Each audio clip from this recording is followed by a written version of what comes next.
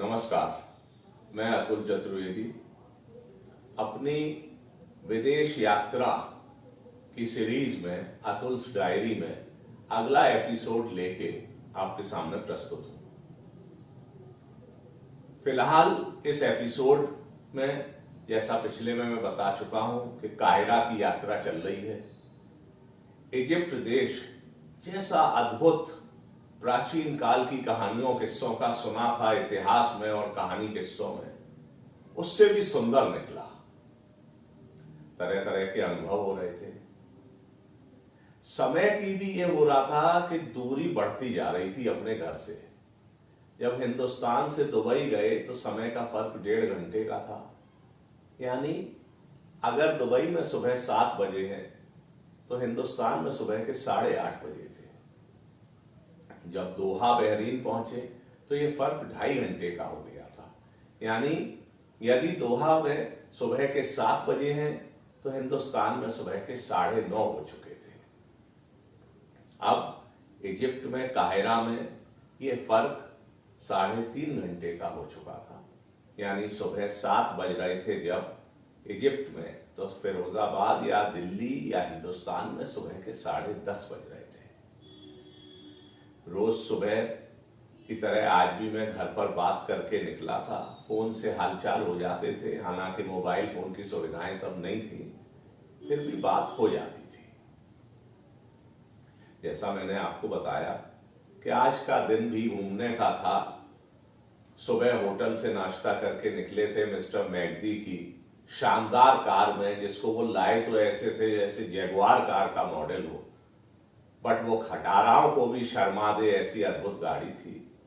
मैं ढक्के भी काहिरा की सड़कों पर लगा चुका था और इजिप्ट के भूतपूर्व राष्ट्रपति जिनका असैसिनेशन हुआ था अनवर सादात के स्मारक से जब मैं चला तो एक बात और आपको बता दूं कि वहां जो उनकी सुरक्षा में, यानी स्मारक की सुरक्षा में, जो इजिप्ट के सैनिक थे उनसे जब हाथ मिलाया, बातचीत की कोशिश की, तो उन्हें हिंदी इंग्लिश आने का सवाल नहीं था, लेकिन वो हिंदुस्तानी फिल्मों के शौकीन थे।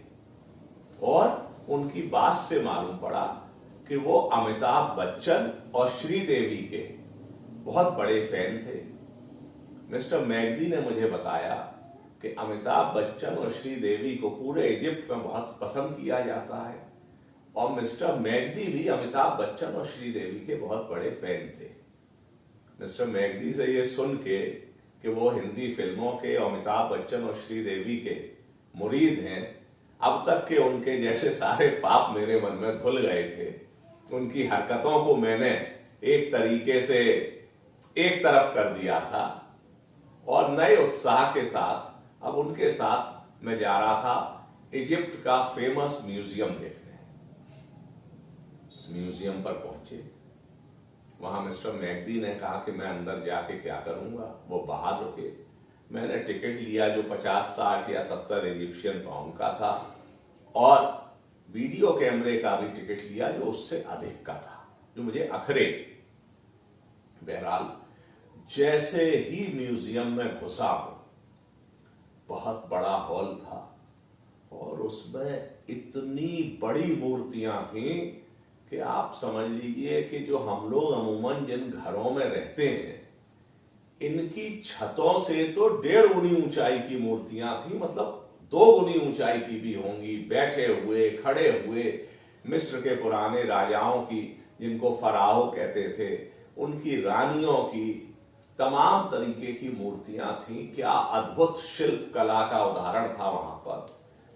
छोटे जानवरों की मूर्तियां, एक तरफ सिक्के रखे हुए हैं, किस्म किस्म की बीच में खड़ी हुई और अद्भुत किस्म की पच्चीकारी की मूर्तियां हैं। पत्थर की मूर्तियां थीं जो कि संभवतः ग्रेनाइट था। वहां फोटो खींचना कुछ स्थानों पर अलाउड था, कुछ पर मना था, लेकिन जहां पर मना था वहां उनके रखवाले ही बख्शीश या टिप लेके ये काम करवा गए थे, बल्कि कई बार तो वो खुद ही फोटो खींच देते थे। ये मैंने देखा।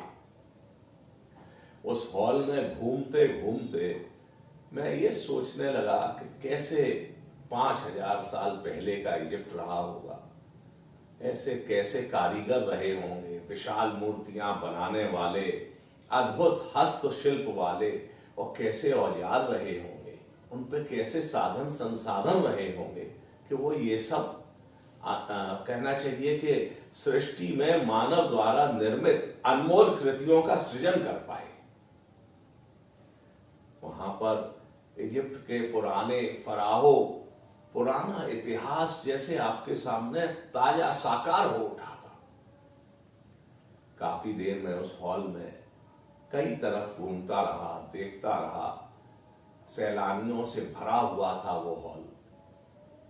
उसके बाद आगे बढ़े, पहली मंजिल की सीढ़ियां चढ़ के जब मैं पहली मंजिल पर पहुंचा तो एक क्षण को मैं आपको सही बता रहा हूं कि मुझको लगा कि शायद मैं किसी दूसरी दुनिया में आ गया हूं। आप खुद कहेंगे कि ये क्या कह रहे हैं, लेकिन मैं आपसे अपनी हकीकत बयान कर रहा हूं। और आज भी जब उस दृश्य की सन 2020 में, सन 1991 के उस दृश्य की याद करता हूं तो एक अलग तरीके की अंदर फीलिंग होने लगती है कि ऐसी अद्भुत चीजें मैंने देखी। सोना भरा हुआ था पूरे फ्लोर पर, सोने की पालकी, सोने के कमरे, सोने की कुर्सियां, मिस्र के पुराने राजाओं और फराहों के जो ऐश्वर्य के साधन संसाधन थे, सोने की चप्पल, सोने के जूते, क्या मैं किस चीज की कहूं। मिस्र में एक फराओ हुए हैं जो कि किंवदंती भी बने हुए हैं और उनके किस्से बहुत अलग अलग किस्म के हैं, जिनका नाम था तूतनखामन। कहा जाता है कि इनका राज्याभिषेक 9 वर्ष की उम्र में हुआ था और उनकी मृत्यु 19 वर्ष की उम्र में हो गई। उनके पिताजी का नाम अखनातेन और उनकी माता का नाम नेफरीटिटी था। जैसा वहां के किस्से, ऐतिहासिक कहानियां या इतिहास बताता है कि फराहो अखनातेन और नेफरीटिटी, जिसकी सुंदरता की बहुत चर्चा थी, ये भाई बहन थे। इजिप्ट के रिवाजों में भाई बहन की शादी उनके रिवाज में स्वीकृत थी। जब मुझे ये बताया गया तो मुझे अपने यहाँ का किस्सा याद आया कि सूर्य के पुत्र यम और पुत्री यमी थे और यमी ने अपने सहोदर यम से प्रणय निवेदन किया था, किंतु यम ने उसे अनैतिक मानते हुए अस्वीकार कर दिया था। ये कहानी हमने पढ़ी है और इस कहानी का ही एक दूसरा रूप मिस्र में मुझे सुनने को मिला। यद्यपि यहाँ अनैतिकता का प्रश्न नहीं था, क्योंकि भाई बहन की शादी वहां समाज में स्वीकार्य थी। तो हम बात कर रहे थे तूतनखामन की। वहां उनके मकबरे से या पिरामिड से जिसकी खोज जब हुई तो कहा जाता है कि उसकी खोज से जुड़े हुए अनेकों लोग या लगभग सारे लोग किसी न किसी कारण से मरते चले गए थे।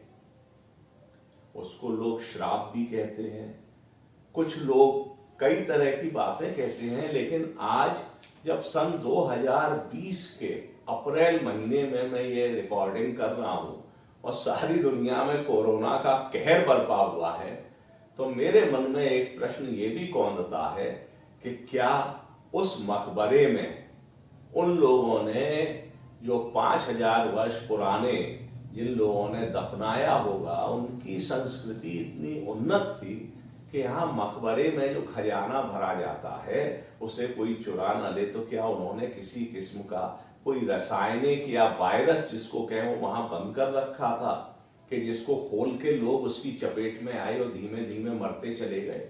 ईश्वर जाने क्या है। ये मन में मेरे एक चीज कौंधी जो मैंने आपसे शेयर की। वहां तूतनखामन का सोने का उनकी मम्मी का मुखौटा रखा था। उसका वजन 11 किलो था। शुद्ध सोने का मुखौटा 11 किलो का। उनकी कुर्सी रखी हुई थी सोने की। उसके पास गुलाब की पत्तियां थी। तो मैंने किसी से पूछा कि यहाँ रोज पत्तियां चढ़ाई जाती हैं क्या? तो मुझे बताया गया कि ये गुलाब की पत्तियां भी 5000 वर्ष पूर्व चढ़ाई गई थी। और पिरामिड के अंदर ऐसा वातावरण होता है कि चीजें खराब नहीं होती, सड़ती नहीं, तो वो काली तो पड़ गई थी, लेकिन ऐसा प्रतीत हो रहा था जैसे 2-4 दिन पहले ही किसी ने यहाँ ये गुलाब की पत्तियां चढ़ाई हैं। अंदर और आगे बढ़े तो सोने का बना हुआ कमरा था। यानी इतना सोना फैला हुआ था कि मैं सोचने पे मजबूर था कि सोने की चिड़िया तो भारत कहलाता था, और जब इजिप्ट में इतना सोना था तो हमारा भारत जो सोने की चिड़िया कहलाता था, ध्यान रहे मिस्र देश सोने की चिड़िया नहीं कभी कहलाया, हमारा भारत जो सोने की चिड़िया कहलाता था, यहाँ कितना सोना रहा होगा जिसको लुटेरे विदेशी आक्रमणकारी लूट ले गए। यही सब बातें सोचते हुए मैं देख रहा था, क्या अद्भुत कारीगरी थी, क्या अद्भुत पच्चीकारी थी। यानी आप अंदर जाएं तो कई बार आपको अपने चिकोटी काटनी पड़े ये विश्वास करने को कि आप स्वप्न नहीं देख रहे हैं। इस किस्म की चीजें हुआ करती थी। राजा रानी सोने की चप्पलें पहना करते थे, सोने के सिंहासन होते थे, सोने की कुर्सियां होती थी, सोने के कमरे बने हुए थे, सोने की पालकी थी। खैर ये सब मैं देखता रहा और सोचता रहा कि वाकई इन लोगों ने कितनी अपनी सभ्यता, अपनी संस्कृति को उन्नत कर दिया था कि वहां पर इस किस्म के कारीगर थे। मुझे नहीं मालूम कि कारीगरों का शोषण होता था कि नहीं, इतना मैंने वहां का इतिहास नहीं पढ़ा, लेकिन एक चीज तो थी कि कारीगरों की कारीगरी अद्भुत थी। मैं ये भी सोच रहा था कि जैसे हमारे यहाँ सिंधु घाटी की सभ्यता है, ऐसे न जाने जब तक इजिप्ट में खुदाई में ये सब चीजें नहीं निकली थी, वहां की सभ्यता के भी प्रमाण मौजूद नहीं थे। हमारे यहाँ भी जमीन के अंदर इतिहास के न जाने कितने रहस्य छिपे हुए हैं, और हो सकता है कि उत्खनन में कभी जब वो रहस्य उजागर हों और लिखी हुई पुरानी लिपियां पढ़ी जाएं, तो कई कथाएं जिनको हम लोग पौराणिक कहते हैं, बहुत से लोग उसे हमारा इतिहास नहीं मानते हैं, वो इतिहास मानने को उनको मजबूर हो जाए। इन्हीं सब बातों को सोचते हुए अगले कक्ष में मैं घुसा। अगला कक्ष ममियों का कक्ष था। ममी का मतलब इजिप्ट में एक ऐसा सोच थी कि जो आज मरता है एक समय ऐसा आएगा जब वो फिर से जीवित हो उठेंगे। तो जो वहां के फराओ यानी सम्राट या राजा थे, रानियां थीं, विशिष्ट लोग थे, उनके मकबरे बनाए जाते थे। उनमें एक से एक उनके उपयोग का सामान, क्योंकि जब वो उठेंगे जिंदा होके तो उनको अपने सब सामान चाहिए होंगे, उन सब सामानों के साथ, उनके खजाने के साथ, सुंदर ताबूतों में उनके शरीर पर एक विशेष किस्म का ऐसा लेप लगा के, उनके शरीर के अंदर के बताते हैं कुछ अंग निकाल लिए जाते थे, बाकी शरीर में एक ऐसा लेप लगा के कि शरीर हजारों साल तक कभी खराब नहीं हो, उनके जिंदा होने तक खराब नहीं हो, उनको पट्टियों से लपेट दिया जाता था। उसको ममी कहते थे। मैंने कई ऐसे शब्द देखे या ममी देखी जिनके भौं के बाल, सिर के बाल, हाथ के नाखून दृष्टव्य थे।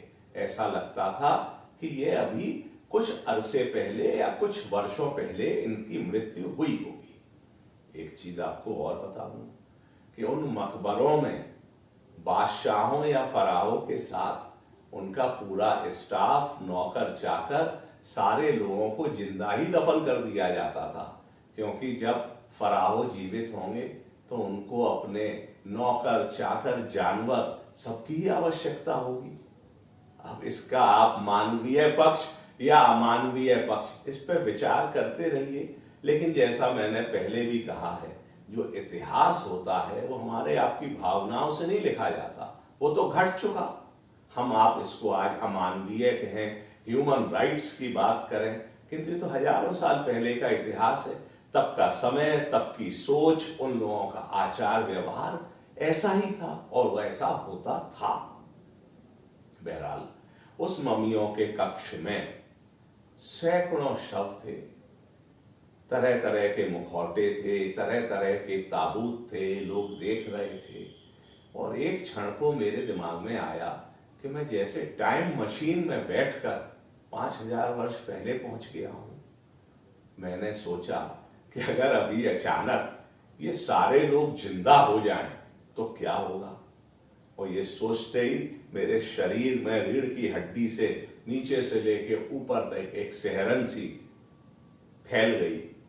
और वाकई उन मम्मियों को देखना, पट्टियों में लिपटे हुए शव कहिए, लाशें कहिए या मम्मी कहिए, उनको देखना एक ऐसा नजारा, एक ऐसा अद्भुत दृश्य था, अनुभव था कि आपको जो हमारे यहाँ शमशान वैराग्य कहते हैं उसकी अनुभूति होने लगे। ये मम्मियां आजकल नए नए साधन आ गए हैं, जैसे अल्ट्रासाउंड है, सीटी स्कैन है। इस सबसे वैज्ञानिक इनके शरीरों में खोज कर रहे हैं, उससे उस समय के इतिहास पर और प्रकाश पड़ता है। किंतु ये सोचने पे तो मैं भी मजबूर था कि कितनी उन्नत सभ्यता थी, कैसे उनके विचार थे और किस किस्म से वो लोग इस विचार से अपने लोगों को दफन करते थे कि एक दिन ये सब जिंदा होंगे और जैसे ये पुराना संसार जो हजारों साल बीत चुका है ये फिर से जीवित हो उठेगा। ये सब देख के, चमत्कृत होके और सोचते हुए कि ये इतिहास भी कैसी चीज है। हम लोग आज जिस जमीन पे अपने मकान बनाते हैं, इमारतें बनाते हैं, इनके नीचे न जाने कितने सदियों के इतिहास छिपे हुए हैं और वो सामने आए तो न जाने कैसी हम लोगों की पुराने विषय में सोच बदले या बने। यही सब सोचते हुए मैं इस म्यूजियम से, जो दुनिया के प्रसिद्ध म्यूजियमों में है, मैंने पेरिस का लूव्र म्यूजियम भी देखा, जर्मनी में भी देखा, लंदन में भी देखा, सब म्यूजियम बहुत अच्छे हैं। बंबई का भी म्यूजियम, मुंबई जिसको अब कहते हैं, उसका भी म्यूजियम देखा। सबकी अपनी अपनी एक विशेषता है, लेकिन ये तो अद्भुत था म्यूजियम। इसमें न जाने कितनी अकूत संपत्ति और उस अकूत संपत्ति के साथ साथ मानवता का इतिहास बिखरा पड़ा था। इसको देख के जब मैं बाहर निकला तो मिस्टर मैगदी मेरा इंतजार कर रहे थे। मैंने मिस्टर मैगदी से पूछा कि अब हम लोगों की अगली यात्रा, अगला पड़ाव कहाँ है। मिस्टर मैगदी ने कहा कि अब मैं आपको ले चलूंगा मिस्र के प्रसिद्ध गीजा के पिरामिड दिखाने। उन्होंने कहा और मेरे दिमाग में घूमने लगा। मैंने पिरामिडों के बारे में न जाने कितने किस्से सुने हैं, न जाने कितने चीजें पढ़ी हैं, न जाने कितनी बातें लोगों से सुनी। मैं सोचने लगा कैसे पिरामिड होंगे। इन्हीं पिरामिडों में तो अंदर ये जो मैं अभी देख के आया था, फराहो दफनाए गए थे, उनकी ममीज थी, उनके खजाने थे। अब उस जगह को मैं साक्षात देखूंगा, पिरामिड को। तो ये सब सोचते हुए मैं आगे बढ़ रहा था, पिरामिड्स की तरफ हमारी गाड़ी बढ़ रही थी। मिस्टर मैगदी से बातचीत में एक चीज और मालूम पड़ी कि वो जो मिस शिरीन थी, जो मुझे एयरपोर्ट पर मिली थी, वो मिस्टर मैगदी के भाई की मित्र थी और उन्होंने ही मिस्टर मैगदी को मेरे पास मिलने को भेजा था कि कुछ व्यापार की बात करें। ये किसी इजिप्ट की सरकार के रिप्रेजेंटेटिव नहीं थे।